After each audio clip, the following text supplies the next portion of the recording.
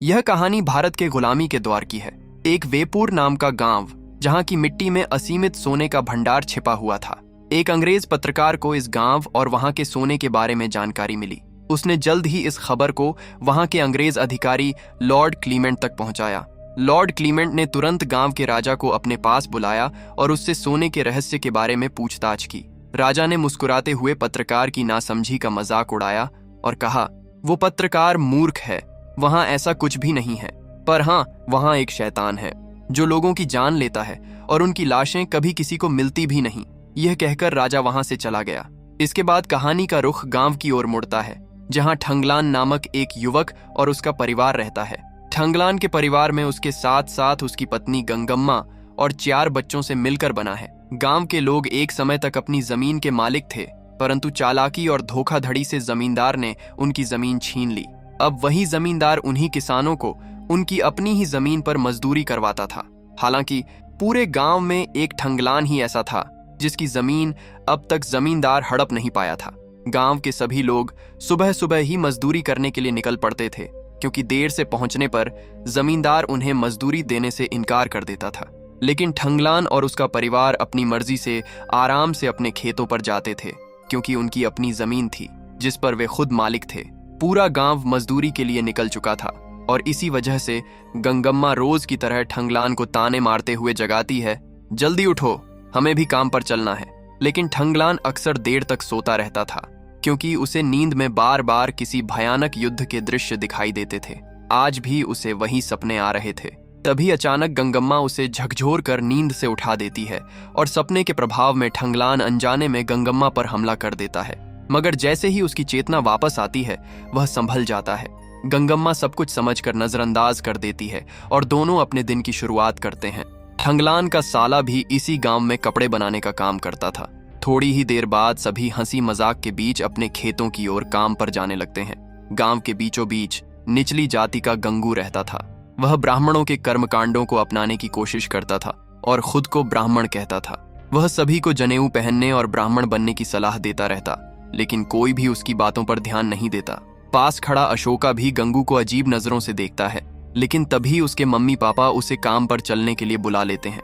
जब ठंगलान और उसका परिवार अपने खेतों में पहुंचते हैं तो देखते हैं कि बाकी गांव वाले पहले से ही वहां काम में जुटे हुए थे। वे खेत की पूजा के लिए अन्न देवता की आराधना करते हैं। तभी अचानक गंगम्मा के भीतर कोई देवी का आवेश आ जाता है और वह असामान्य हरकतें करने लगती है। पर ठंगलान धीरे धीरे उसे शांत कर देता है और फिर हंसी ठिठोली करते हुए अपने अपने काम में लग जाते हैं। अभी कुछ देर ही बीती थी कि जमींदार वहां आ पहुंचता है। ठंगलान की छोटी बेटी मासूमियत से उससे पूछती है, बाबा, जमींदार के पास इतनी सारी जमीन क्यों है और हमारे पास बस इतनी सी क्यों? गंगम्मा उसे प्यार से समझाती है, बेटी, कभी यहाँ की सारी जमीन तुम्हारे बाबा के पूर्वजों की थी। ठंगलान आगे कहता है, फिर अंग्रेज आए और उन्होंने हमसे हमारी जमीनें छीन ली। इन जमींदारों को अपनी कठपुतली बनाकर हमारे सिर पर बिठा दिया। अब ये उसी का गलत फायदा उठाते हैं। सूरज ढलने लगता है और खेतों में काम खत्म करके सभी लोग आराम करते हैं। तभी बच्चे ठंगलान से जिद करते हैं, बाबा, हमें कहानी सुनाओ। ठंगलान मुस्कुराते हुए अपनी कहानी शुरू करता है। जंगल को पार करने के बाद एक ऐसा पहाड़ आता था जो किसी विशाल हाथी जैसा दिखता था। वहां पेन्ना नदी के किनारे ठंगलान के परदादा सोना निकाल रहे थे। उन्होंने बड़ी मेहनत से सोने के कणों को नदी की रेत से अलग किया था, लेकिन जब वहां के राजा को इसका पता चला तो उसने उस सोने को हथियाने का प्रयास किया।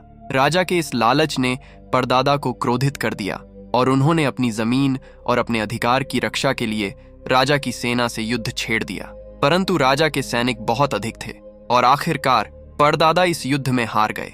हारने के बाद परदादा राजा की सेना के घोड़े पर सवार होकर राजा के पास पहुंचे। वहां राजा के सामंत ने उनके पास से सोने से भरी थैली छीन ली और उसे राजा के समक्ष प्रस्तुत किया। राजा ने सोने को देखा तो चकित रह गया। वह पूरी तरह शुद्ध और कीमती था। राजा की आंखों में लालच भर गया और उसने तुरंत अपने सैनिकों को आदेश दिया कि वे नदी से और सोना निकालें। परंतु परदादा ने राजा को चेतावनी दी, सोना केवल उसी को मिलेगा जिसे वास्तव में उसकी आवश्यकता होगी। फिर भी राजा अपनी जिद पर अड़ा रहा। उसकी सेना घंटों नदी में सोना खोजती रही, लेकिन उन्हें कुछ भी नहीं मिला। उधर राजकुमार को दूर किसी मोड़ पर एक चमक दिखाई दी।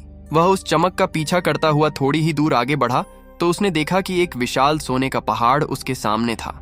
वह रोमांचित होकर वापस आया और अपने पिता महाराज को उस पहाड़ के बारे में बताया।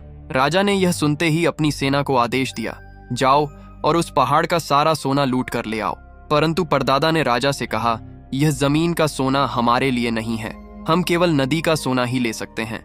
राजा पर उनकी बातों का कोई असर नहीं हुआ। उसकी सेना पहाड़ के पास पहुंची, लेकिन जैसे ही उन्होंने पहाड़ को छूने का प्रयास किया, अचानक उनके ऊपर सांपों ने हमला कर दिया। कई सैनिक उन सांपों के डसने से मारे गए। परदादा ने राजा को समझाते हुए कहा, यहाँ के सोने की रक्षा नागवंश की कन्या आरती करती है, उसे मेरे अलावा और कोई पराजित नहीं कर सकता। अब राजा ने सोचा कि शायद परदादा के सहयोग से ही वह उस सोने को प्राप्त कर सके। अतः उसने परदादा से एक सौदा किया।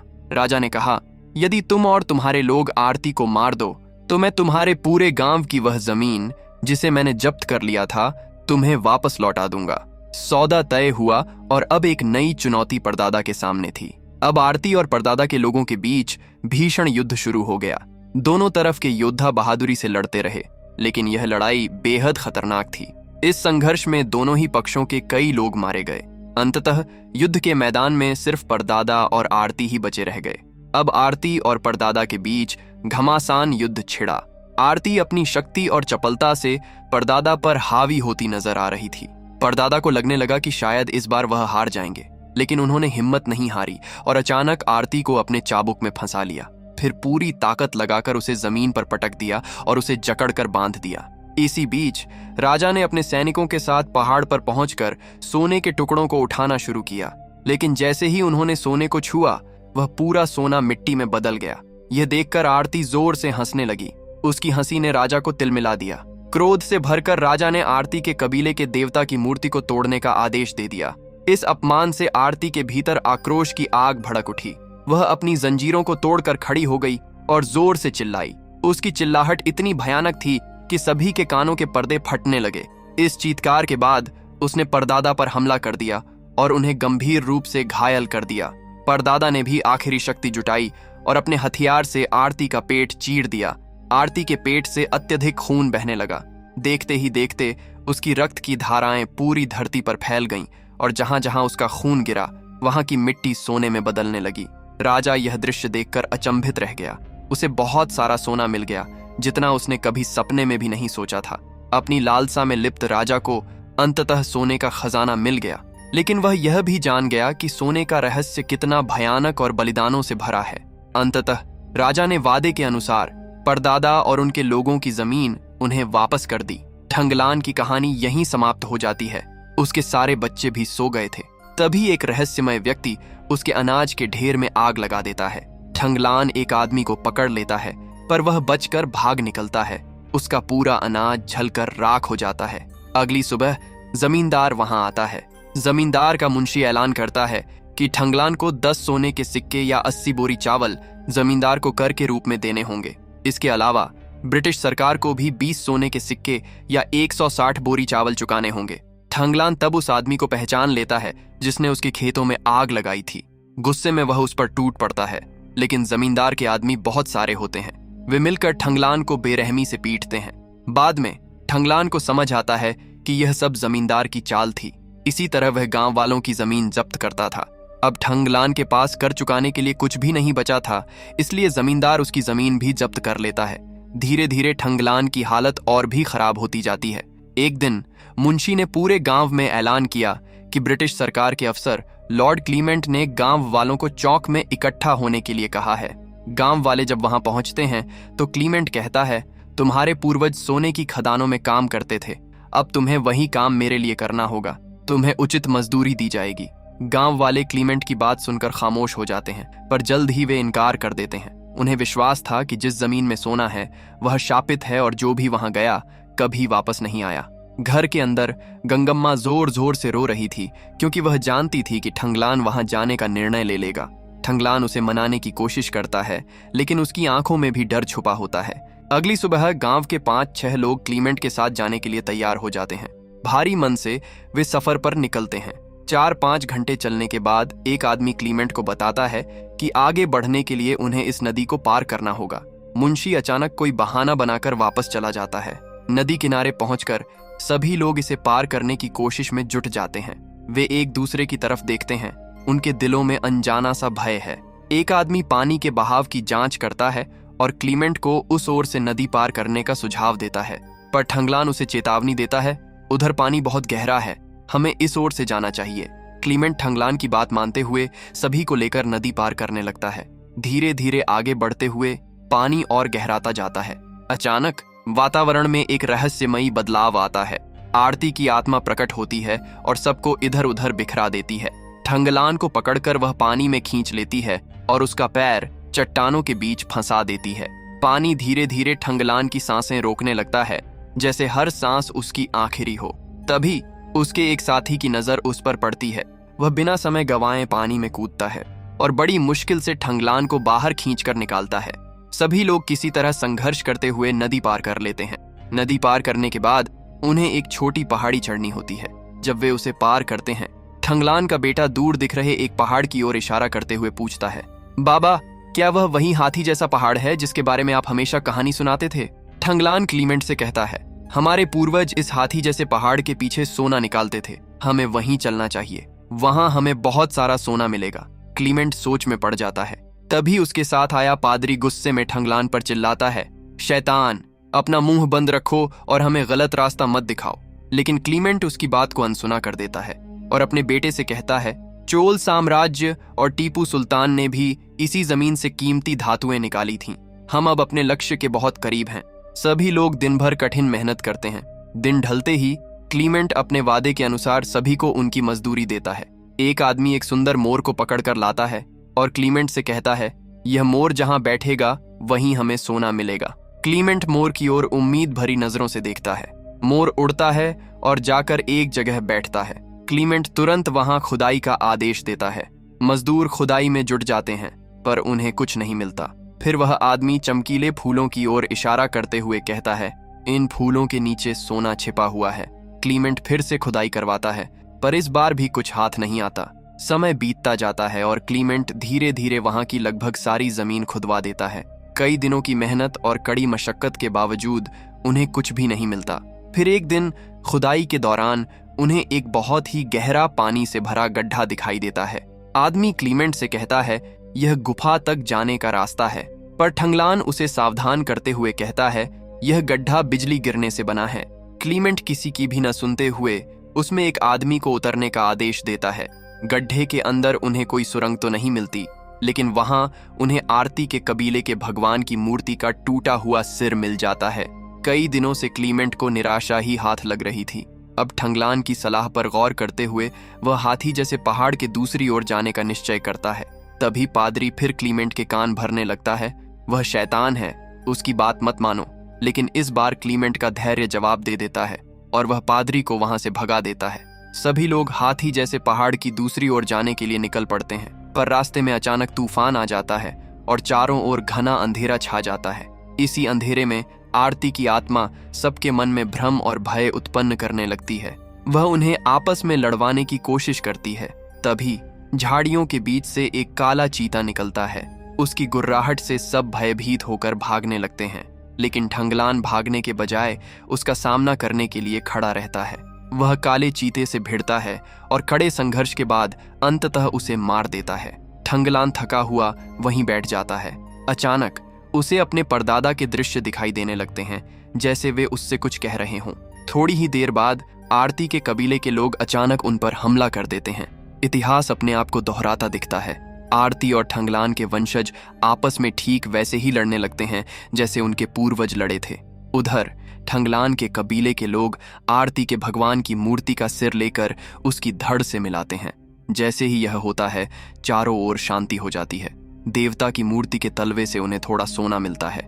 इसे देखकर क्लीमेंट को आखिरकार कुछ विश्वास होने लगता है कि उनकी मेहनत बेकार नहीं गई। लेकिन तभी मौसम खराब होने लगता है। एक तेज तूफान आता है और पास के एक पेड़ पर बिजली गिरने से आग लग जाती है। इस डरावने हादसे के बाद सभी लोग घबरा जाते हैं। इस झटके के बाद सभी गांव वाले और क्लीमेंट यहां से लौट जाने का फैसला करते हैं। क्लीमेंट ठंगलान की बहादुरी और ज्ञान से प्रभावित होता है। जाने से पहले वह ठंगलान को बहुत सम्मान के साथ कुछ सोना और अपने अंग्रेजी कपड़े भेंट करता है। ठंगलान अब एक अंग्रेज अधिकारी की तरह कपड़े पहने घोड़े पर सवार होकर अपने गांव लौटता है।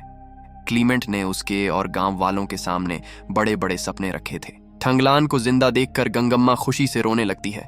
गांव के लोग उसे इस नए रूप में देखकर हैरान हो जाते हैं।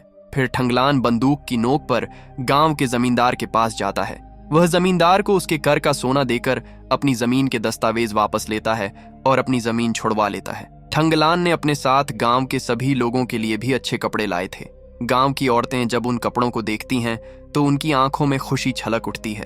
ठंगलान सभी से कहता है, हमें यहाँ की नर्क जैसी जिंदगी छोड़कर मेरे साथ चलना चाहिए। अंग्रेज अफसर हमें मजदूरी भी देगा और सोना मिलने पर उसमें से हिस्सा भी देगा। अगले दिन सभी गांव वाले ठंगलान के साथ जाने के लिए तैयार हो जाते हैं और सोने की खुदाई करने के लिए निकल पड़ते हैं। गांव धीरे धीरे खाली हो रहा था। यह देखकर जमींदार चिंतित हो जाता है। वह गुस्से में चिल्लाने लगता है, अब मेरे खेतों का काम कौन करेगा? उसका मुंशी उसे शांत करते हुए समझाता है, हुजूर, उन्हें गोरे लोगों ने कागज पर लिख कर दिया है। अगर हम उनके आदेश का विरोध करेंगे तो यह देशद्रोह माना जाएगा और फिर वे हमारा कर वसूल करने का हक भी छीन लेंगे। यह सुनकर जमींदार के चेहरे पर चिंता और गुस्से का मिश्रण साफ झलकता है, लेकिन वह जानता है कि इस बार उसके पास कोई और रास्ता नहीं है। गांव वाले जब उस जगह पहुंचते हैं तो उन्हें वहां का माहौल देखकर हैरानी होती है। पता चलता है कि उनके आने के बाद अंग्रेजों ने नागा जाति के सभी लोगों को मार डाला। इस खबर से ठंगलान का बेटा भी क्रोधित हो उठा और उसने अंग्रेजों पर हमला कर दिया। इसके जवाब में अंग्रेजों ने उसके बेटे को भी बेरहमी से पीटा। यह सुनते ही ठंगलान का गुस्सा 7वें आसमान पर पहुंच गया। वह वहां मौजूद अंग्रेज अफसर के लोगों पर टूट पड़ा और उनसे लड़ने लगा, पर वे लोग भी कम नहीं थे। उन्होंने ठंगलान को पकड़ लिया और उसके कपड़े फाड़ दिए। तभी क्लीमेंट वहां आ पहुंचा। उसने तुरंत स्थिति को काबू में किया और अपने लोगों को डांटते हुए कहा, ठंगलान से माफी मांगो। क्लीमेंट ने पूरे गांव वालों को एकत्र किया और उन्हें समझाया। उसने अपनी प्रेरणादायक बातें कहकर सबका हौसला बढ़ाया। हम सब मिलकर सोना ढूंढेंगे और इतिहास बनाएंगे। उसकी बातों से सभी गांव वालों में एक नई ऊर्जा आ गई। जब सभी लोग खाना खा रहे थे तभी ठंगलान के बेटे में नागा जाति के एक मरे हुए आदमी की आत्मा आ गई। वह वही आत्मा थी जो सोने की रक्षा करते हुए मरी थी। उसकी आवाज गूंज उठी, अगर अपनी जान बचानी है तो यहाँ से भाग जाओ, वरना तुम सब मारे जाओगे। लेकिन गांव वाले रुके नहीं। वे सोने की खोज में जी जान से मेहनत करने लगे। दिन भर की मेहनत के बाद रात को वे सभी खाना खाकर खुशी खुशी नाच गा रहे थे। तभी अचानक आरती की आत्मा ठंगलान के सामने प्रकट हुई। उसके स्वर में रहस्यमय गूंज थी, यह तुम सबकी जिंदगी का आखिरी उत्सव है। गंगम्मा ने ठंगलान को डांटा, ये सब कहानियां हैं, चुपचाप जाकर सो जा। लेकिन आरती की आत्मा ने जवाब दिया, यह कहानी नहीं, हकीकत है। फिर एक औरत में आरती की आत्मा समा जाती है और वह सबको धमकाते हुए कहती है, अगर अपनी जान बचानी है तो यहाँ से भाग जाओ, वरना मैं सबको मार दूंगी। सभी लोग डर गए, लेकिन वह जोर जोर से हंसने लगी और बोली, मैंने सबको डरा दिया, तुम सब डर गए। मजाक की स्थिति को समझकर सभी ने सोना ढूंढने के लिए गड्ढा खोदने का काम फिर से शुरू कर दिया। इस दौरान पादरी को एक सांप काट लेता है। ठंगलान ने तुरंत अपने मुंह से जहर निकालकर उसे बचा लिया, लेकिन सांपों का हमला जारी रहा। इस अराजकता के बीच ठंगलान की छोटी बेटी को भी सांप ने काट लिया और वह मर जाती है। ठंगलान अपनी बेटी की मौत से पूरी तरह से टूट जाता है और उसे दफनाता है। यह रात उनके जीवन की सबसे दुखद रात बन जाती है। गांव का एक आदमी ठंगलान से कहता है, तुम्हें उनकी सरदार को मारना होगा और उसके खून से जमीन सोने की बन जाएगी, इससे हमें सोना प्राप्त होगा। ठंगलान गुस्से में जवाब देता है, अगर हमें गलत तरीके से ही सोना प्राप्त करना होता तो मैं कब का कर लेता, लेकिन हम केवल मेहनत से ही सोना पाएंगे। सुबह होते ही सभी गांव वाले दुखी होकर बैठे रहते हैं और काम नहीं करते। क्लीमेंट हुक्म देता है कि तुम्हें काम करना ही होगा, यह उसका आदेश है। मुंशी भी कहता है कि जो काम नहीं करेंगे उन्हें बुरी तरह पीटा जाएगा। तभी ठंगलान को एक साधारण चट्टान के भीतर सोना दिखता है। उसने सभी गांव वालों को एक अंतिम प्रयास के लिए कहा और वे सब उस चट्टान को तोड़ने लगे। हालांकि काम करते करते वे थक गए और उनके पास खाना पानी बिल्कुल भी नहीं था। शाम होते ही उन्हें मजदूरी तो दूर, भरपेट खाना भी नहीं मिला। जब वे और खाना मांगते हैं तो उन्हें भगा दिया जाता है। सभी गांव वाले ठंगलान को दोष देने लगे कि वे उसकी बड़ी बड़ी बातों के बहकावे में आकर यहाँ आए थे, लेकिन अब वे मुश्किल में हैं। भूख के मारे लोगों की हालत बिगड़ने लगी और शमशान घाट में लाशों की संख्या भी बढ़ने लगी। क्लीमेंट अपने साथ आए पादरी के सामने शराब पीते हुए रोने लगा, क्योंकि सोने की खोज में उसका सारा धन समाप्त हो चुका था। नशे की हालत में उसने बाहर जाकर आरती को गालियां देना शुरू कर दिया, जिससे पास के पेड़ में आग लग गई और वह आग हर तरफ फैल गई। सुबह होते होते उनके झोंपड़े भी जल गए और उनके पास खाने के लिए भी कुछ नहीं था। क्लीमेंट बेहोश पड़ा था। तभी ठंगलान को उस चट्टान के ऊपर आरती की आत्मा दिखाई देती है। आरती उसे चेतावनी देती है कि अगर वह जल्दी नहीं सुधरा तो वह उसे मार डालेगी। ठंगलान कहता है कि हम पत्थर का सारा सोना निकाल लेंगे। गांव वाले बात करने लगे कि झोपड़ी में आग अपने आप लग रही है और खाने के लिए भी कुछ नहीं है, इसलिए यहाँ भूखे मरने से अच्छा है कि वे अपने गांव वापस जाकर जमींदार की गुलामी कर लें। सभी गांव की ओर लौटने लगे, लेकिन अंग्रेज और ऊंची जाति के लोग उन्हें बंदूक की नोक पर वापस ले आए। लंबे समय तक गांव वाले चुपचाप बैठे रहे। तभी ठंगलान को दूर एक भैंसा दिखाई देता है। सभी भैंसे का पीछा करते हैं, लेकिन वह बहुत देर तक भागता है। आरती की आत्मा भैंसे पर सवार हो जाती है, लेकिन ठंगलान भैंसे की गर्दन काट देता है। फिर सभी ने मिलकर भैंसे को पकाकर खाया। ठंगलान ने एक तगड़ी स्पीच दी, जिससे सभी में जोश भर गया और काम शुरू कर दिया। सभी ने मिलकर चट्टान के चारों ओर आग जला दी। आरती की आत्मा ने चट्टान के नीचे कूदकर बड़ी मात्रा में पत्थर बाहर निकाल दिया, जिससे कुछ लोगों को चोटें आईं। ठंगलान और क्लीमेंट के साथ एक और गांव वाले गुफानुमा रास्ते में गिर गए। वहां ठंगलान को उसके पूर्वजों की आत्माएं दिखाई देती हैं। जैसे जैसे वे अंदर जाते हैं, उन्हें सोने का पहाड़ दिखाई देता है, जिससे सभी गांव वाले बेहद खुश हो जाते हैं। एक पति पत्नी अपने हिस्से का सोना लेकर घर जाने लगते हैं, लेकिन क्लीमेंट के लोग उन्हें पकड़कर मारने लगते हैं। क्लीमेंट, जो अब तक गांव वालों से मीठी बातें कर रहा था, उसका असली रूप अब सामने आता है। वह उसके पति को मार डालता है और सारा सोना छीन लेता है। धीरे धीरे गांव वाले भी थोड़ी थोड़ी मात्रा में सोना उठाकर बाहर आ रहे थे, लेकिन क्लीमेंट सबका सोना छीन लेता है। अंत में ठंगलान बाहर आता है और सबको बताता है कि यह सोना नहीं, बल्कि सोने जैसा चमकने वाला पत्थर है। इस जानकारी से क्लीमेंट का दिमाग खराब हो जाता है। तभी नागा जाति के लोग आकर एक एक करके गांव वालों को मारने लगते हैं। आरती की आत्मा ठंगलान से कहती है कि उसकी वजह से उनके सभी लोग बेवजह मारे जाएंगे। फिर वह नागा जाति की मुखिया लड़की में प्रवेश कर जाती है और क्लीमेंट तथा उसके लोगों को मारने लगती है। थोड़ी देर बाद वह जोर से चिल्लाती है, जिससे ठंगलान को अपने पूर्वजों के सच्चे इतिहास की झलक मिलती है। उसे पता चलता है कि उसके परदादा और आरती दुश्मन नहीं, बल्कि सोने की रक्षा करने वाली नागा जाति के कबीले के लोग थे, और जिस काले चीते को उसने मारा था वह भी सोने की रक्षा करने वालों में से था। इस प्रकार ठंगलान को पता चलता है कि वह लूटने वालों में नहीं, बल्कि सोने की रक्षा करने वालों में से है।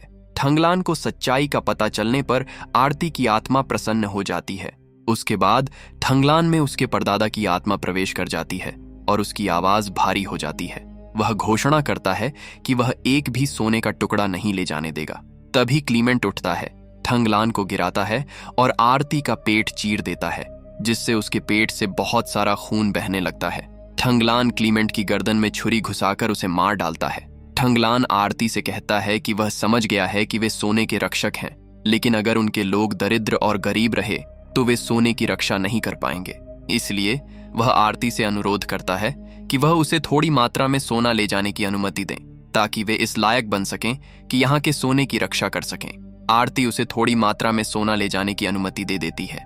ठंगलान नीचे जाकर सोने का एक टुकड़ा लेकर ऊपर आता है, और अब की बार वह सोना नकली सोना नहीं बनता।